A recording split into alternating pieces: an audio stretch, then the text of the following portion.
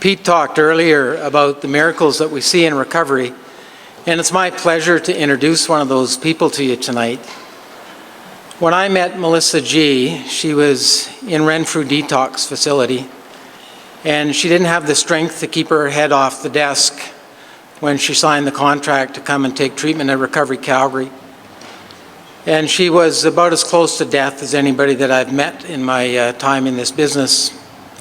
And when she used to come to take treatment here every day, she had to walk up the stairs, up to the treatment room, and I could hear her come in the back door, and it was usually about 5 minutes or 7 minutes later that she would appear, because she was so weak from her recovery and from all the drugs that she had taken. I would hear these plodding steps one at a time, but it was a sound of determination.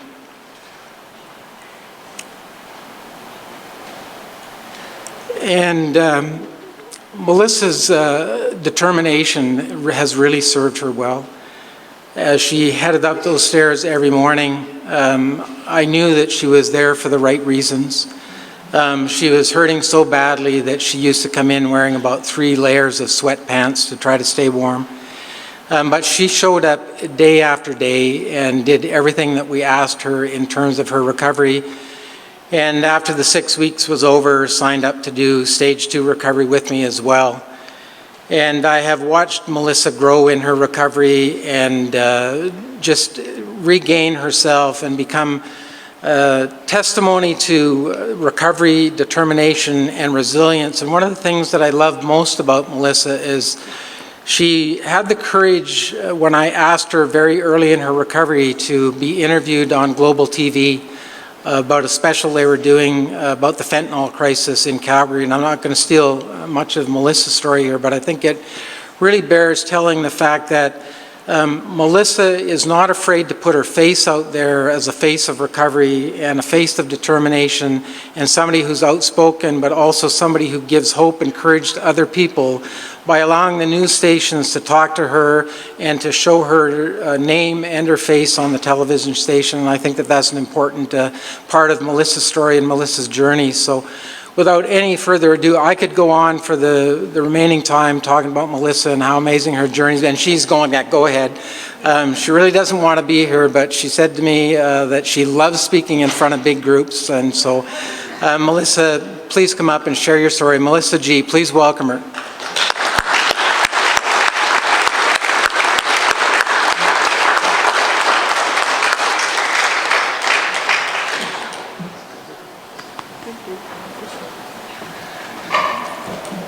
Ooh. Well, like Brad said, top 10 fear, public speaking. So, that's why I do these things, right? Because I don't live in fear anymore. And I'm grateful for that. Oh, my name is Melissa, I'm an addict. Sorry.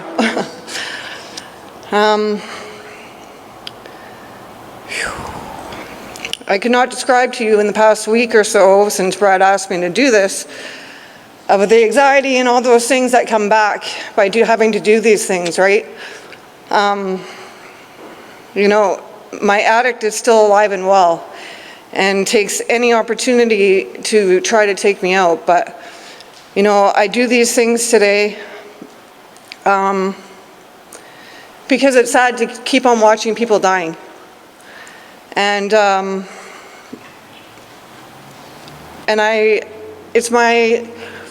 have to stand up here and share my experience, strength, and hope to try to get across that there is a better way of life, right? Because when I got here, I just wanted to die. And I really, really didn't know about recovery and that there was a better life. I have to apologize to Brad because I've spent many days this week arguing in my head with you about why he would ask me to do such a thing, like public speaking. But since the day I met Brad, he has had more faith in me than I usually do myself. So thank you for reminding me that I have a voice today. My story will tell you what I was like how I got into recovery and what it was like now. My story probably doesn't differ from many of yours in here, but everybody's story is different, and how we got here is different, and how we stay here is different. And whatever works for you, keep going at it. At the age of 3, my parents split up. My father had had an affair, and that day that he left was the day that defined who I was as a person for years up until I got into recovery. And I never understood how he could just leave me there. And, you know, that moment on, I was worthless, I wasn't good enough. Like, how could not my father not stay and take care of me? You know, and from that moment on, that defined who I was. And as the years went by, it just got worse. You know, life wasn't easy, you know, and I played a good game of pretending it was good on the outside. You know, but in the end, in the inside, I was destroyed from that day on. And that's kind of where my story took me. At the age of 8, I started being sexually abused by somebody close to me, and that too destroyed who I was. It's hard for me to go back to these times now because I don't live there no more. And so it's hard for me to stand up here and do these things all over again. But I have to give other people hope to be able to survive, thank you, to survive the same things that possibly I went through. So at the age of 8, that went on for years. And I blame myself because I wasn't good enough for my father to stay and take care of me. So this was all my fault of what was happening. And I didn't have a voice because I wasn't worth anything.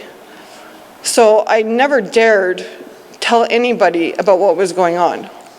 And quite frankly, no one was around. You know, my mom worked 2 jobs and did what she had to do, and is an alcoholic herself. So my brother and I were to fend for ourselves at a very young age and get ourselves to school and make lunches and, you know, do laundry and get that stuff. All those things that parents usually do for their kids, we were doing on our own. And that was just normal. You know, I couldn't tell you the amount of times that I went downstairs to have cereal for breakfast and my mother was passed out at the kitchen table. Those things were normal, you know, and it just became normal. I remember telling Brad in treatment one time that one of my happiest childhood memories were at Christmas time, because everybody just fell kind of where they stopped drinking. And he just gave me this weird look like, that's a good memory? And that was it for me. Those were my childhood memories. You know, and all my friends kind of grew up in the same atmosphere and had kind of the same life, so it was normal. That was normal, those things. The abuse continued on until about the age of 12. And at that point in time, the self-worth was 0. The anger, the sadness, the pain, the disgust, the guilt, the shame, all those things consumed who I was as a person. And I had no means of releasing how I was feeling. So at the age of 12, I got loaded for the first time. And when I say got loaded for the first time, I drank a 2-6 of vodka straight, and I was a blackout drunk. And I did that at every opportunity I could get from that point on, because for the first time in a lot of years, doing that gave me some self-relief of not having to think about all that stuff that happened. And I was so very grateful for that. And I say that today, and it's insane. It's insane that thought process to me today. But to have relief from the voices in your head of telling you that you're nothing and you're not going to be anybody, I would have done anything for that on a daily basis. And gradually it progressed to that. You know, like I was saying before, I was good at pretending everything was good on the outside. You know, I was an honor student, I played sports, I did all those things that other kids did. But I had to get there by myself. I think I recalled when recollecting this time, my parents coming to watch me play sports 1 or 2 times. And I vaguely remember that. And I did those things with pride for a lot of years. And it just got old. Doing that stuff for myself just got old. So I eventually, high school came, and my using became a day-to-day thing. And slowly things as far as education and goals went down the drain. And all my friends were users or dope dealers, and that was just my life. And we just took care of each other, and that was my life until I was 35 years old. I controlled my addiction in a lot of ways. Like, I went to work every day. I never missed a day of work in my addiction. I was successful in my career that I had chosen, which was the hospitality industry, so it was real easy to feed my addiction at the same time. But I went to work every day. I was dedicated to that job. My kids got to school and every day, and so on and so forth. So it was really easy to hide the fact how devastated I was in the inside. But my behaviors over time just got worse. I couldn't process my anger and anything like that, so I take it out on people. And if people tried to get close to me, I would destroy you with silence or any other way I could besides telling you that I just don't want you around. Especially when it came to women, I wanted nothing to do with women. And with men, I was just a people pleaser. And until they got too close, I would destroy them too. At 23, I had my first daughter, and my life continued on the path of destruction. And again, I made things look great, but on the inside, I just wanted to be alone and to destroy what little of myself I had left. I didn't know how to be a mother, mentally, emotionally, and I didn't want to have kids because I didn't want to do to my kids what my parents did to me. But what I didn't know is what I was doing what my parents did to me, and worse. And it wasn't, you know, and I resented having children for a long time because of that. At 27, I met my husband, who is also clean today with me. We are still married to this day. We walk together in recovery, and we battle to stay clean together in recovery. But when we met, he was a drug dealer. What better to fuel my addiction but to marry the drug dealer, right? I don't know what it's like to go without dope, because I never did. I never went without. I always got what I wanted. It didn't matter. You know, I never went without those things, and I never really knew what it was like to fiend for it, to get the next fix. So my life continued on using, and it progressed and got worse, and things that I said I would never do, I did. And my addiction progressed.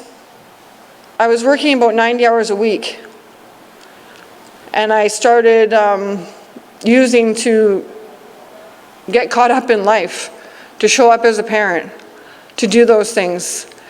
And that progressed to Friday nights to Friday, Saturday, Sunday.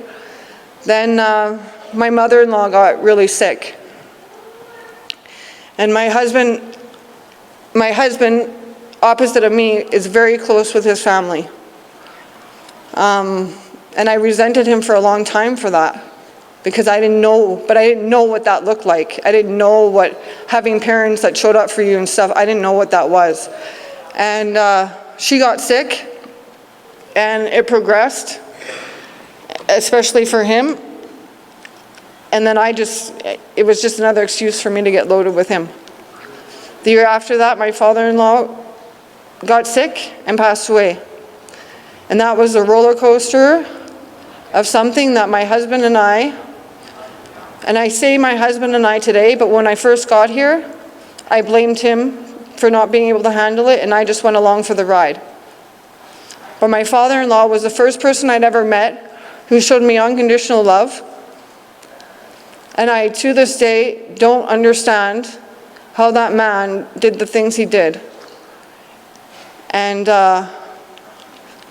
I didn't know how much I cared about him until he wasn't there no more. Right? So unknowingly to me, till I got clean, I didn't know how to deal with his death either. And our addiction escalated to,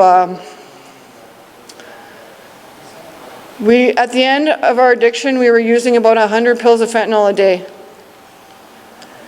That's not including prescription drugs, morphine that we got from the doctor, oxys, you name it. So about 100 pills a day, plus all of that other stuff. I didn't care what color it was. I didn't care what it did. There was never enough. I just kept on going. I would not cross the street to go to the store with my kids without getting loaded. I didn't go to work every 15 minutes, right? Because at this point, I was physically dependent on needing that stuff. And, you know, I'll conclude with where I got to. So on October 5th of 2015, I got home from work, which was a normal day for me. And I got home and I saw two ladies leaving, which was not abnormal to see people in and out of our house, because that's what our house was. Our house was come and go when you want to. What do you need? It was the party house. That's what my kids saw on a daily basis. And that was our life. You know, I almost refer to myself as Gemma from Sons of Anarchy, because that's who I was. You know, I had no feelings left. I had no emotions. I had nothing left. And I really just didn't give a shit about anybody, because I didn't know how to. And so on October 5th, when I got into the house, I said to my husband, "Oh, are your girlfriends leaving?" And he said, "That was CFS." And I went ballistic, because a family member whom I was very close with is a social worker. So I knew instantly who called. And I smashed pictures. I threw shit around. I wanted to go to her house and kill her. And in the midst of all that, I continued to get loaded. And so we thought we had a couple of days, but the next morning, another social worker came to meet me because I wasn't home when they were there the first time. And there was no out. And you know what? She kept on asking, "Well, do you want to take a drug test?" And I finally went upstairs. I said to my husband, "I'm so done. We've spent months watching each other go to sleep, hoping that one of us will wake up in the morning. We've probably overdosed, but never, had any repercussions of it.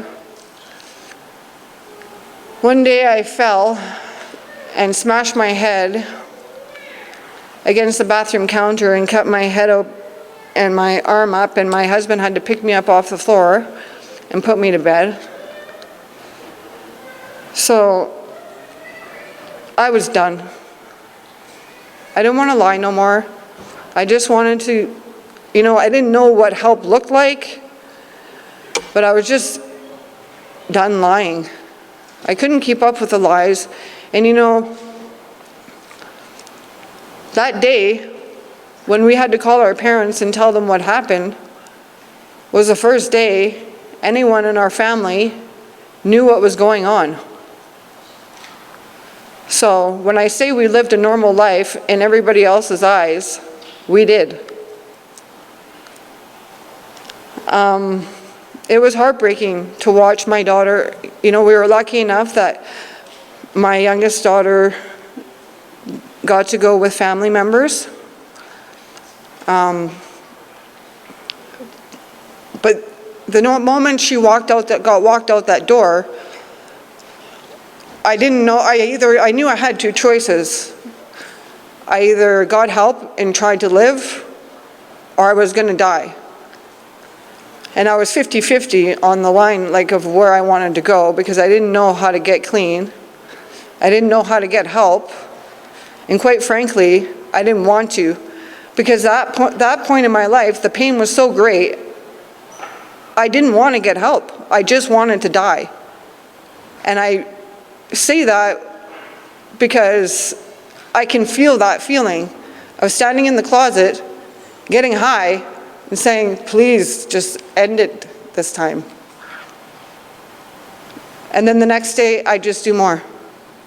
And the next day, I just do more.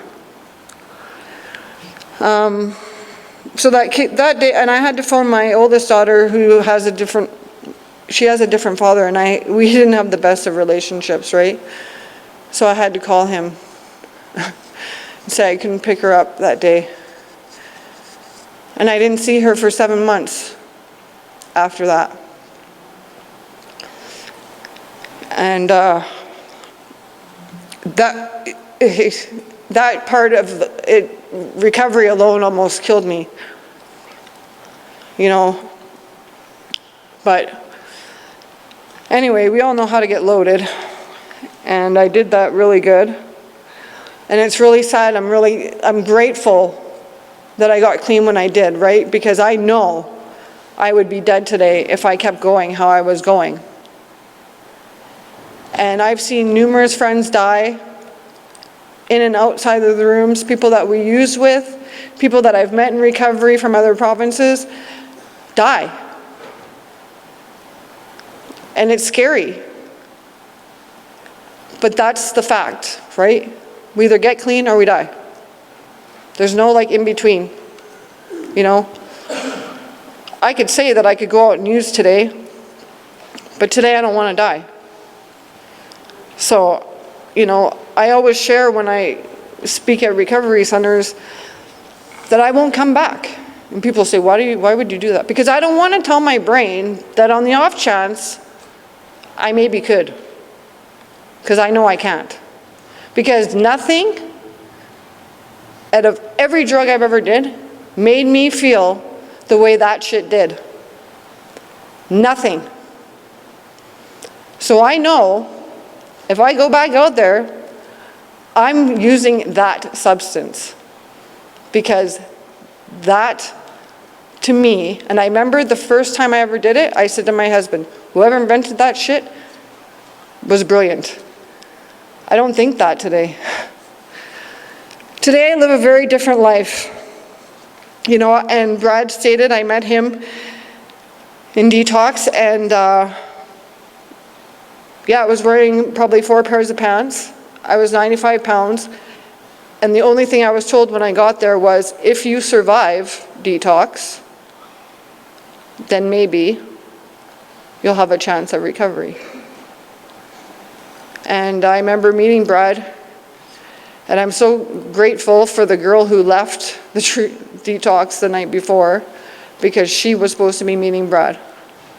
And that was the first thing of many things since I got clean that have happened for a reason, right? Because even though I couldn't lift my head up to sign those papers to go to treatment, it was the first time that I looked at somebody that had a little bit of faith, that maybe actually knew how I was feeling inside.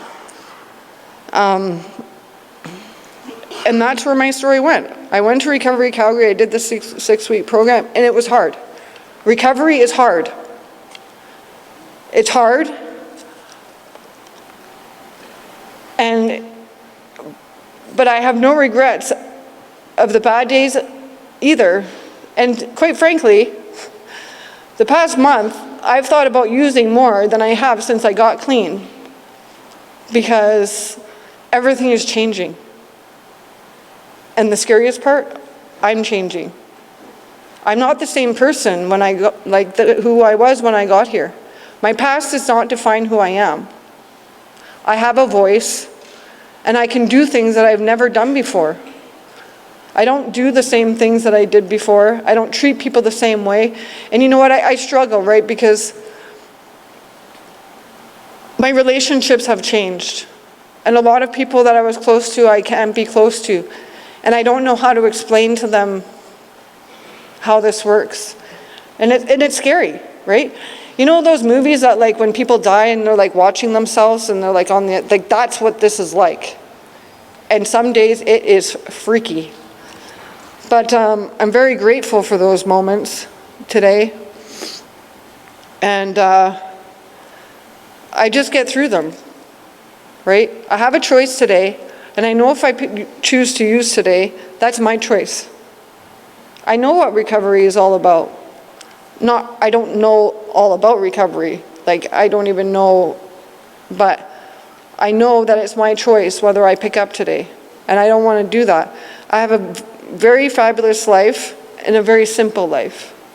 Today, I was telling Brad this morning, I can be alone. I can sit alone on my deck and have coffee. For me, that is a fabulous thing. You know, I never wanted to be alone, because this starts going and I'm off to the races. You know, I never wanted to be alone. I never wanted to do those things. I have my 2 beautiful kids in my life today. I have family that supports me and does those things. And you know what? It hasn't been easy for them either, because they don't get it. They don't understand, and that's okay.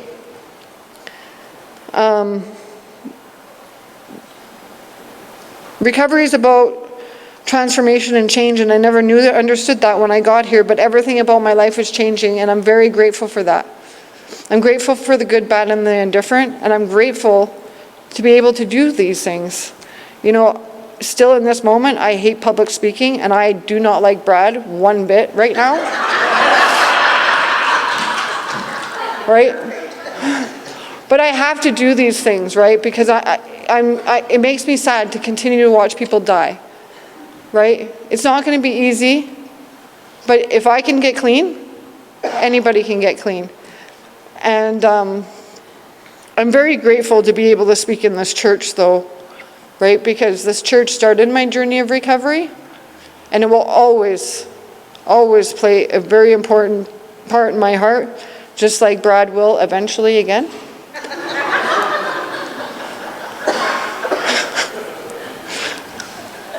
I can never say no to him. I can't say no to him. No matter what he asks me to do, it's like, okay. And then it's like, what did you just do? Why did you do that? Oh my God, this is not going to be good. You know, I've spoken at a lot of places since I got clean, because like I said before, it's my duty to give a message of hope. And I'm sorry I went all over the place, because that's what I do, and that's my personality, and my best friend over there is probably attesting to that. But thank you, Brad, for allowing me to do this. And I hope that I didn't make it too much of a disaster out of it, that you'll ask me to come back again. I'm very grateful for all you people here tonight. And thank you for my family, my daughters, to come here and listen. Some of these parts of my story, my family did not know. So I'm grateful to be able to share that with them. But that's all I have. Thank you.